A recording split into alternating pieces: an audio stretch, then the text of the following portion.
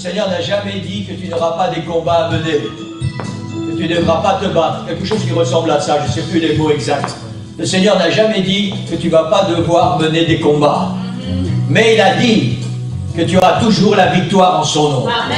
Amen. Et ça, c'est la force et la puissance de l'Église. Amen. Nous chantons, mon Dieu est puissant, il est le Dieu tout-puissant. Et c'est pour ça que nous avons la victoire en son nom. Nous aurons des combats à mener. C'est ce que le Seigneur Jésus a dit. Vous aurez des combats à mener. Mais je suis avec vous tous les jours jusqu'à la fin. Et si tu fais confiance au Seigneur, tu continues de croire qu'il est le Dieu tout-puissant, tu continues de lever les yeux vers lui, alors tu auras la victoire dans le nom de Jésus, parce qu'il l'a promis. Et ça nous appartient à nous, l'Église. Amen. Amen. Merci Seigneur. Alléluia. Louange à toi, Seigneur. Béni soit ton nom, Seigneur. Merci Seigneur, parce que tu es le Dieu tout-puissant. Seigneur, tu es notre Dieu. Tu es le Dieu qui combat pour nous, Seigneur. Et tu nous donnes la victoire dans les combats. Quels que soient les combats, Seigneur. Alors nous avons la victoire en ton nom, Seigneur Jésus. En ton nom, Seigneur. Béni sois-tu, Sauveur. Béni sois-tu, Seigneur. Louange à toi, Sauveur. Alléluia. Alléluia. Alléluia. Merci, Seigneur, pour tout ce qu'il fait pour nous. Amen. Amen. Gloire au Seigneur, pour y prendre place. Alléluia. La réalité de la vie spirituelle, Église. Écoutez bien parce que c'est tellement important. La réalité de la vie spirituelle, c'est pas tout des choses, c'est pas de la lumière, c'est pas de la musique qui va fort, c'est pas des choses extravagantes, c'est de croire que ce que Dieu a dit est vrai et qu'il va l'accomplir. Parce que tu sais, quand tu es tout seul à la maison, quand l'ennemi vient et quand tu as un combat à mener, c'est pas tous les spectacles qu'il y a dans les églises qui vont te donner la force. C'est pas tous ces jeux de son et lumière qui vont te donner la force. C'est ta foi dans la parole du Seigneur, ta confiance dans la parole du Seigneur et la présence du Seigneur dans ton cœur. Là, quand tu es seul, ça c'est la vraie vie, c'est la vraie marche avec le Seigneur. Et nous devons croire cela. Amen. Alors merci Seigneur pour tout ce qu'il nous donne, pour pouvoir le louer, pour pouvoir glorifier son nom, pour la musique, pour les lumières, pour tout. Merci Seigneur pour tout ça. Et merci Seigneur parce que quand je suis seul, tu es là, tu es présent, tu es fidèle, et avec toi, et en ton nom, je gagne la bataille. Amen. Au nom du Seigneur Jésus. Gloire au Seigneur, acclame le Seigneur encore une fois. Alléluia.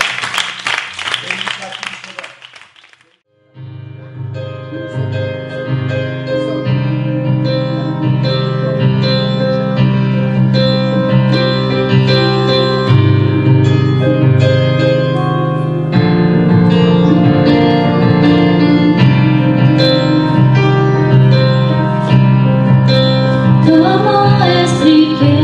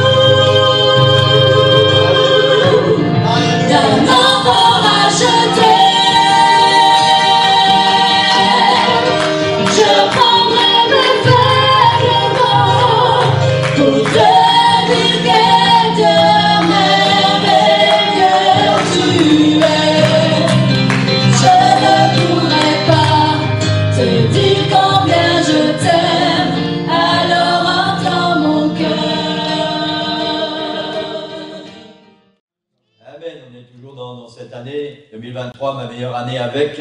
Et pour Jésus, c'est la 21e partie. Amen. Je ne sais pas où vous en êtes dans votre meilleure année avec et pour Jésus.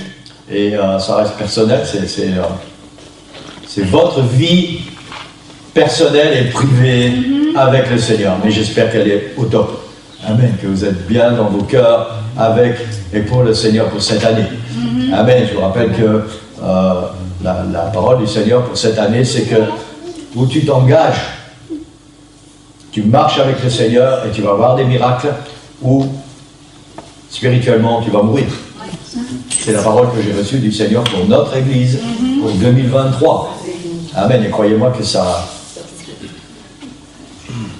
travaille. Amen. Et j'espère vraiment que cette année sera la meilleure année pour chacun de nous. Amen. Parce que le Seigneur a des grands plans, il a des grands projets, il a des grandes bénédictions. Le Seigneur n'est jamais à court. Amen. Il a des tonnes et des tonnes de choses en réserve que nous ne pouvons même pas imaginer. Même pas imaginer. Amen. Gloire au Seigneur. Et ces choses, nous pourrons les recevoir que si nous sommes vraiment dans la présence du Seigneur, accrochés au Seigneur, et si nous faisons confiance au Seigneur. Amen. Vous ne trouverez jamais dans le monde ce que le Seigneur a prévu pour vous. Jamais. Jamais. Ce que le Seigneur a prévu pour ses enfants se trouve dans sa présence. Amen. Et nulle part ailleurs.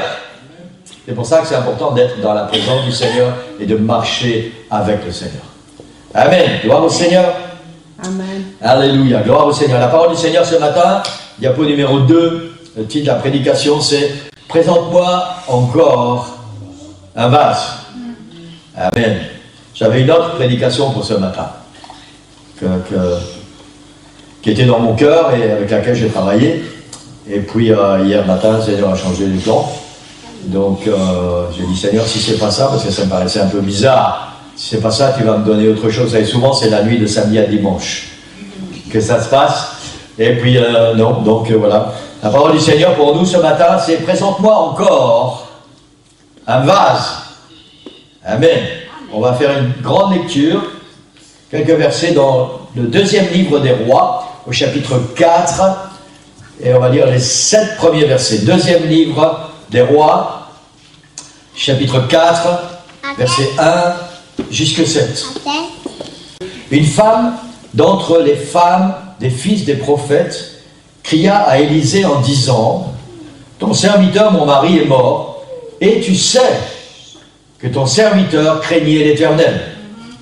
Or, le créancier est venu pour prendre mes 2 enfants et en faire ses esclaves. » Élisée lui dit « Que puis-je faire pour toi? Dis-moi, qu'as-tu à la maison? » Elle répondit « Ta servante n'a rien du tout à la maison, qu'un vase d'huile. » Et il dit « Va demander au dehors des vases chez tous tes voisins, des vases vides, et n'en demande pas un petit nombre. Quand tu seras rentré, tu fermeras la porte sur toi et sur tes enfants, tu verseras dans tous ces vases, et tu mettras de côté ceux qui seront pleins. » Alors elle le quitta, elle ferma la porte sur elle et sur ses enfants, et lui présentait les vases, et elle versait. Lorsque les vases furent pleins, elle dit à son fils, « Présente-moi encore un vase. » Mais il lui répondit, « Il n'y a plus de vase. » Et l'huile s'arrêta. Elle alla le rapporter à l'homme de Dieu, et lui dit, « Va vendre l'huile, paye ta dette, et tu vivras, toi et tes fils, de ce qui restera. » Merci pour ta parole, Seigneur, qu'elle puisse toucher nos cœurs ce matin. Je prie dans la puissance du nom de Jésus, remplis nos cœurs, ton esprit, Seigneur, de ta puissance, ouvre nos cœurs, Seigneur, que nous soyons sensibles et qu'elle puisse vraiment vivre en nous, au nom de Jésus. Amen. Amen. Vous pouvez prendre place. Alléluia. Gloire au Seigneur. Amen. Élisée, je pense que tout le monde connaît, Élisée, le successeur d'Élie. Élie, c'est celui qui a fait descendre le feu du ciel.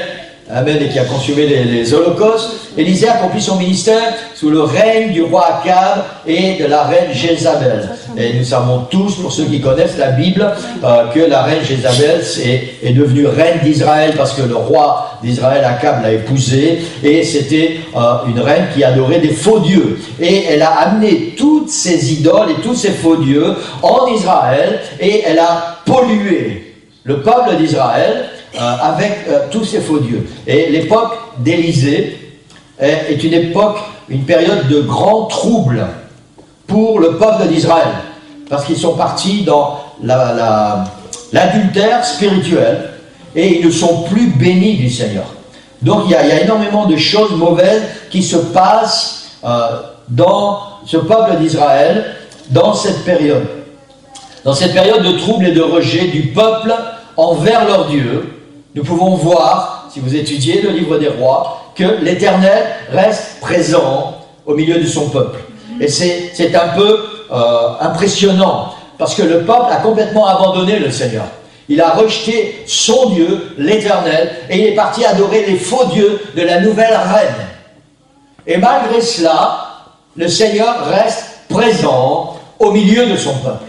Parce que le Seigneur ne va jamais rejeter son peuple. C'est très important que nous puissions nous souvenir de ça. Et c'est pour ça qu'il y a tous ces prophètes, et en particulier ce prophète Élisée. Et cette présence du Seigneur est manifestée au travers, en particulier, du prophète Élisée. Avec un groupe, j'essaie de vous expliquer un petit peu le contexte de la lecture qu'on vient de faire. Avec Élisée, il y avait un groupe de ce que la Bible appelle les fils des prophètes.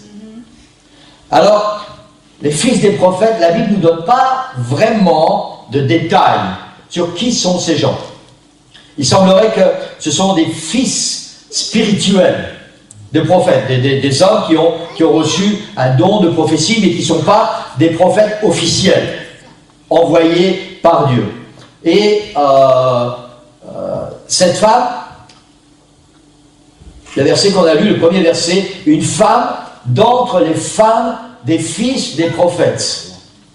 Donc ces fils des prophètes étaient des prophètes qui entouraient le prophète officiel que Dieu a, j'allais dire, intronisé sur son peuple.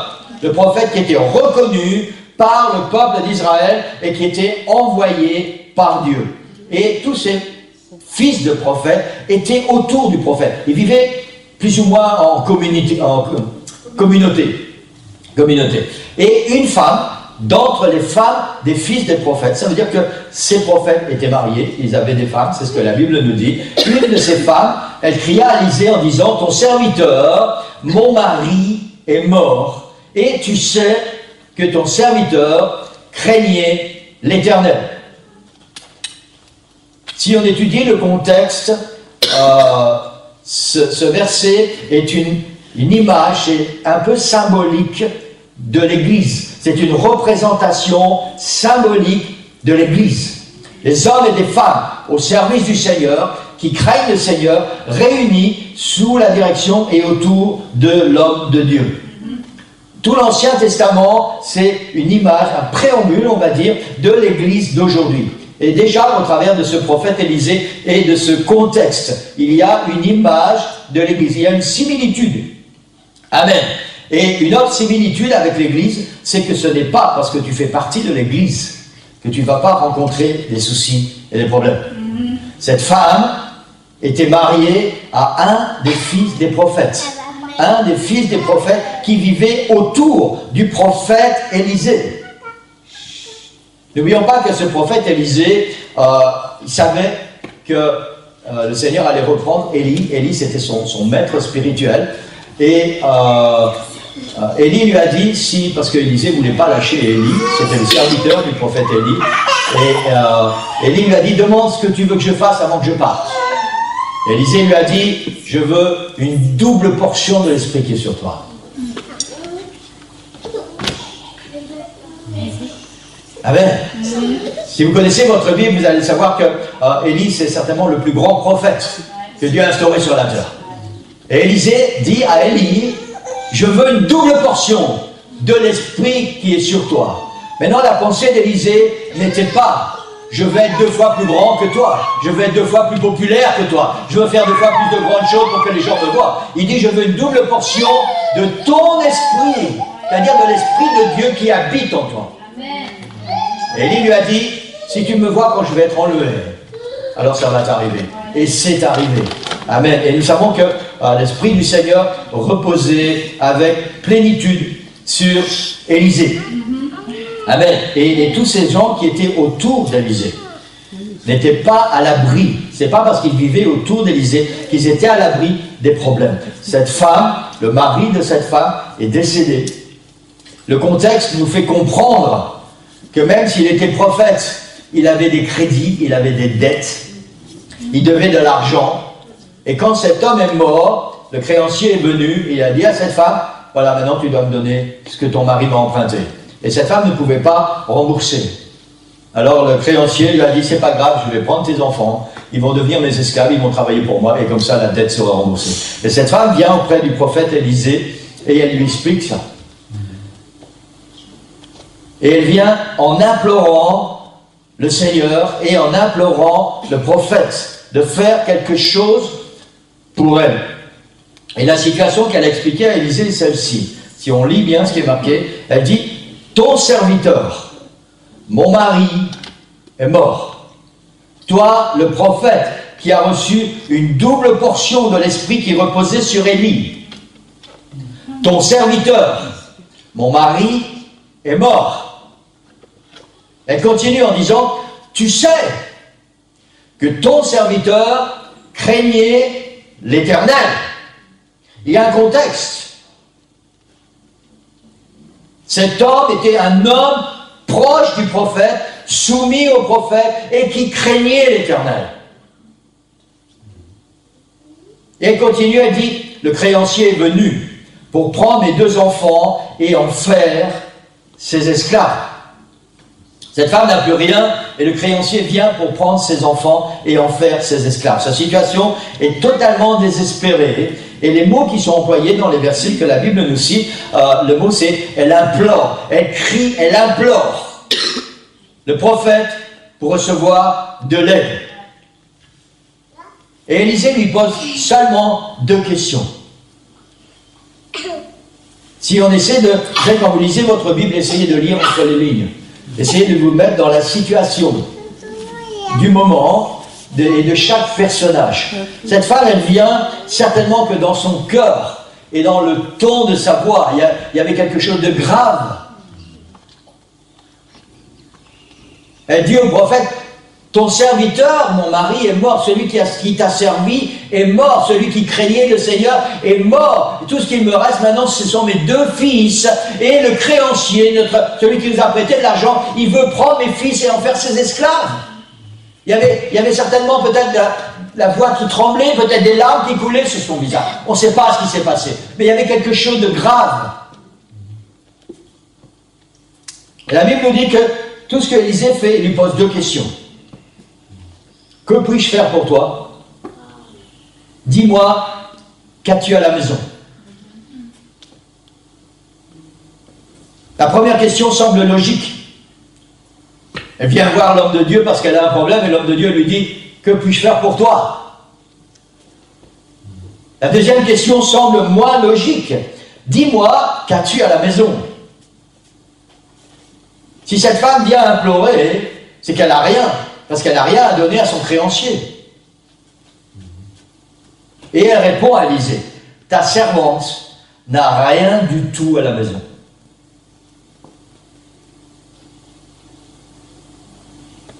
Sauf un vase d'huile. Et tout ce dont le Seigneur avait besoin pour que le miracle s'accomplisse, ce n'était pas que la maison soit remplie de plein de choses, c'était juste ce vase d'huile. Et ce vase d'huile allait permettre au Seigneur d'accomplir le miracle dont cette femme avait besoin. Amen. Cette femme ne savait pas qu'elle avait tout ce qu'il faut pour le miracle dont elle avait besoin. Un vase, et dans le vase, de l'huile. L'huile, à cette époque, je me suis un petit peu renseigné sur Internet. Vous connaissez Wikipédia? Monsieur Wikipédia, il nous donne plein de renseignements, on peut presque tout savoir, en plus de ce que la Bible nous dit.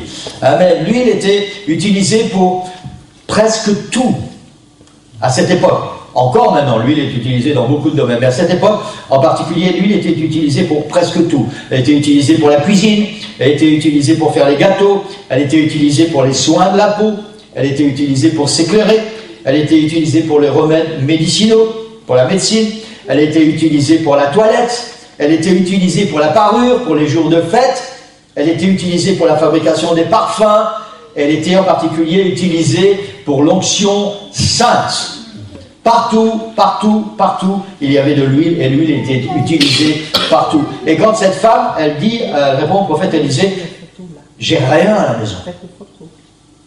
Elle a oublié qu'elle a le plus important. Peut-être qu'elle n'avait pas encore réalisé que c'est une expérience qu'elle allait faire pour le reste de sa vie. L'huile était utilisée pour tout et partout. Et elle avait chez elle tout ce dont elle avait besoin. Si on relit le verset qu'Élisée lui dit au verset diapo 7, versets 3 et 4, Élisée lui dit, après qu'il lui ait posé des questions, et après qu'elle lui ait dit, j'ai rien à la maison, juste un vase avec de l'huile. Vous savez, c'est important aussi de voir que parfois nous les humains, on aimerait bien enrober les choses, faire des discours, faire des belles phrases. Hein, et Élisée, il ne fait pas tout ça. Il aurait pu dire à cette femme, ah mais c'est magnifique, tu as exactement tout ce qu'il faut, le Seigneur va te bénir. Non, non, il ne fait pas un grand discours. La femme lui dit, j'ai rien, juste un vase et de l'huile. Et Élisée lui dit, va demander au dehors des vases chez tous tes voisins, des vases vides, et n'en demande pas un petit nombre. Ça veut dire que tu dois avoir une grande vision. Tu dois espérer beaucoup, tu dois espérer grand. N'en demande pas un petit nombre. Quand tu seras rentré, tu fermeras la porte sur toi, sur tes enfants, et tu verseras dans tous ces vases, et tu mettras de côté ceux qui seront pleins. Cette femme a très bien compris ce que Élisée est en train de lui dire. Ouais. Tu vas aller chercher des vases vides, tu vas prendre ton vase d'huile, Élisée lui dit, et tu verseras. Cette femme a compris. Il y a quelque chose qui va couler de ce vase et qui, normalement, va remplir tous ces vases qui sont vides. Amen. Et tu mettras de côté ceux qui sont pleins. Tout ce dont cette femme avait besoin, c'était des vases vides, afin de pouvoir les remplir avec l'huile qu'elle possédait. Amen. Parfois, nous cherchons tellement fort, avec désespoir, dans tous les coins, après une bénédiction. Et cette bénédiction, elle est là et nous la possédons déjà. Oui. On doit juste utiliser ce que le Seigneur nous a déjà donné. On veut des grandes choses, on prie, on implore, on attend que le Seigneur va... Voilà, il y a une montagne qui est dehors et oh, le Seigneur va bouger la montagne. Cette femme, elle pensait qu'Élisée allait certainement faire un miracle extraordinaire, parce qu'il avait déjà fait des miracles extraordinaires. Il a pris le manteau d'Élie, il a tapé sur le fleuve s'est ouvert. Élisée a fait plein de choses extraordinaires, il a ressuscité un mort, il a fait des choses incroyables. Et cette femme, peut-être, elle s'attendait à ce qu'Élisée allait faire un grand miracle comme ça. Élisée lui fait comprendre qu'elle a déjà tout ce qu'elle a pour que le Seigneur puisse faire le miracle dont elle a besoin. Amen. Amen. Amen. Beaucoup de vases pour contenir beaucoup d'huile pour continuer de vivre. Verset 5, il est dit, elle le quitta, elle ferma la porte sur elle et sur ses enfants, et il lui présentait les vases, et elle versait. Je ne sais pas ce que cette femme pouvait ressentir, ni ce que ses enfants pouvaient ressentir. C'était quelque chose d'extraordinaire. Ces vases étaient vides, elle avait juste un vase avec de l'huile, et elle verse dans tous ces vases qui sont vides. Et quand le vase est plein, un des enfants prend le vase plein et un autre amène le vase vide. Et l'huile continue de couler comme ça. Ce n'était pas un tuyau d'arrosage. Hein. Il n'y avait pas un robinet de l'autre côté. Ou... Non, non, c'était juste un vase. Et au fur et à mesure qu'elle penche ce vase et qu'elle met les vases vides en dessous, les vases se remplissent et un des enfants prend le vase plein et un autre amène le vase vide et le vase continue de se remplir et comme ça, et ça continue, et ça continue, et ça continue. C'était vraiment quelque chose d'extraordinaire. Amen. Amen. Amen. Le miracle était dans cette huile qui coulait et qui remplissait toutes ces cruches et tous ces vases. Lorsque les vases furent pleins, verset 6, il est dit, elle dit à son fils, présente-moi encore un vase. Est-ce que tu peux remettre la diapo 2? Présente-moi encore un vase. Il y a encore de l'huile. Il y a encore de l'huile. Ça va continuer de couler. Et le fils dit, il n'y a plus de vase. Et la Bible dit que l'huile s'arrêta. Maintenant, si on étudie le contexte, le prophète lui a dit, va demander des vases. Et pas un petit nombre, demande plein de vases. Tous les vases vides que tu peux trouver, prends-les. Parce qu'il y avait un besoin. Il y avait une dette à rembourser. Mais il y avait plus qu'une dette à rembourser. C'est ce que le prophète lui a dit. Tu vas vendre l'huile et avec l'argent qui va rester, tu vas vivre. Toi et tes enfants, ça veut dire que ton avenir est assuré. Non seulement le moment présent, mais ton avenir est assuré. Et ce qui est important de voir aussi dans ce texte, c'est que l'huile s'est arrêtée quand il y avait assez d'huile pour que l'avenir de cette femme et de ses enfants soit assuré. Elle n'avait pas besoin de plus, mais elle avait tout ce dont elle avait besoin pour continuer de vivre avec ses enfants. Amen. Et le Seigneur avait vraiment pourvu. Amen. L'huile représente pour l'Église le Saint-Esprit, et je ne vous apprends rien ce matin. L'huile représente le Saint-Esprit. Les vases représentent nos vies, nos coupes, nos cœurs, ce que nous sommes. La Bible dit que nous sommes le temple du Saint-Esprit. Nos corps sont les vases du Saint-Esprit. Un vase vide ne sert à rien tant qu'il reste vide. Un chrétien ne sert à rien tant qu'il reste vide. Si nos vases, nos coupes ne sont pas remplis du Saint-Esprit, nous ne servons à rien. Nous sommes en attente d'être utilisés, mais nous ne servons à rien. Il faut que nos vases, il faut que nos coupes soient remplies. J'ai terminé dans 3 minutes. Amen. Je sais ce matin que certains de nous, nous sommes comme ces vases, vides.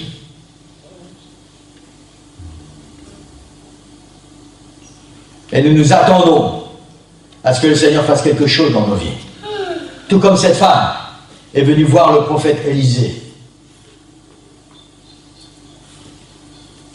Et le Seigneur est présent dans ce lieu ce matin.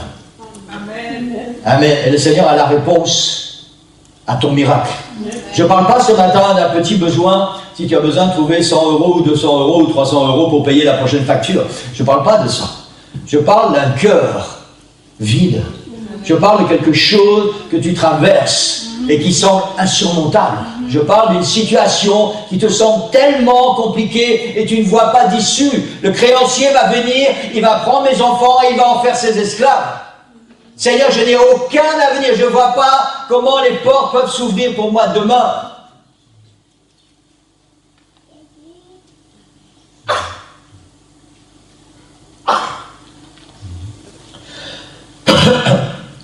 Peut-être que certains d'entre nous, on va se lever si vous voulez, nous pensons que spirituellement nous sommes en train de mourir.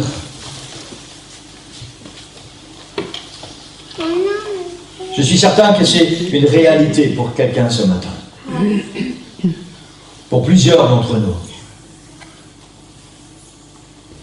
Parce que la vie est ce qu'elle est. Parce que la situation que nous vivons est ce qu'elle est. Et parce que c'est la parole que le Seigneur m'a donnée. Et je sais ce matin que dans ce lieu, il y a des vases vides qui ont besoin d'être remplis. Et l'huile va s'arrêter quand le miracle sera complet. Mais il y a assez d'huile pour remplir tous les vases. L'huile ne s'est arrêtée que quand il n'y avait plus de vases vides. Ça veut dire que pour nous ce matin, Église, quel que soit ton besoin, quel que soit ton problème, peu importe ce qui se passe dans ton cœur, il y a assez d'huile, il y a assez de la présence du Seigneur dans ce lieu pour que tu puisses repartir avec ton miracle et avec ta bénédiction. Le Seigneur n'est pas en manque, il y a suffisamment pour chacun de nous ce matin. Et comme cette femme, je crois que c'est le moment de crier, d'implorer le Seigneur. Le Seigneur sait exactement de quoi tu as besoin. Amen. Il faut juste que tu le crois avec tout mon cœur, avec tout ton cœur. Que c'est ton jour. C'est le jour où le Seigneur va remplir ton vase vide. Et le Seigneur va faire que ce vase va être plein et que tu auras assez. Tu auras assez pour continuer. Amen. C'est très important, Église. La vie étant ce qu'elle est. Nous ne pouvons pas continuer, nous ne pouvons pas quitter ce lieu sans que nos vases soient remplis, sans que nos coupes soient remplies. Vous savez, je parle pour moi aussi ce matin. J'ai déjà travaillé avec cette prédication dans ma vie. Depuis hier, je travaille avec ça. Et j'ai déjà fait mes expériences avec le Seigneur. Nous ne pouvons pas continuer de vivre comme nous vivons, sinon nous allons mourir. Nous avons besoin que nos vases, que nos coupes soient remplis de la présence et de la puissance du Saint-Esprit. Et c'est ce que le Seigneur veut faire ce matin. Pour chacun de nous. Et j'insiste sur le fait qu'il y a assez d'huile jusqu'à ce que le dernier vase soit rempli. Ça veut dire que peu importe ce dont tu as besoin, il y a assez de la présence du Saint-Esprit dans ce lieu pour que ton miracle s'accomplisse. Amen. Alors je vais faire quelque chose de spécial ce matin. Si vous pensez que votre cœur est vide, et que vous avez besoin que le Saint-Esprit vienne remplir votre cœur. Symboliquement, je vais prendre ce flacon d'huile. Je vais mettre de l'huile sur mon doigt. Et je vais faire comme cette femme a fait. Elle a versé. Je ne vais pas verser de l'huile sur vos têtes ce matin. Je vais juste mettre de l'huile, un peu d'huile sur votre front. Symboliquement. Pour que l'huile coule dans votre vie. Et que vous puissiez être remplis du Saint-Esprit, que vous puissiez recevoir votre bénédiction. Vous avez besoin d'être baptisé du Saint-Esprit, vous êtes au bon endroit, au bon moment. Si vous avez besoin d'un miracle dans votre vie, vous êtes au bon endroit, au bon moment. Si vous avez besoin d'être renouvelé du Saint-Esprit, vous êtes au bon endroit, au bon moment. Vous avez besoin d'un miracle extraordinaire, quelque chose que c'est tellement grand devant vos yeux et vous semblez que ça ne va jamais bouger. Vous êtes au bon endroit, au bon moment. Le Seigneur va remplir ta coupe ce matin. Le Seigneur va remplir ton vase. Il faut juste que tu le crois. Alors ce qu'on va faire, c'est que si vous le croyez avec tout votre cœur, vous allez venir ici. Et je vais vous imposer les mains. Si vous ne croyez pas ce matin, ne me faites pas perdre mon temps. Je dois être honnête avec vous. Si vous ne croyez pas, ne perdez pas votre temps et ne me faites pas perdre mon temps. Mais si vous le croyez, que c'est aujourd'hui le temps pour que ton vase soit rempli, pour que ta coupe soit remplie, alors on va prier ensemble.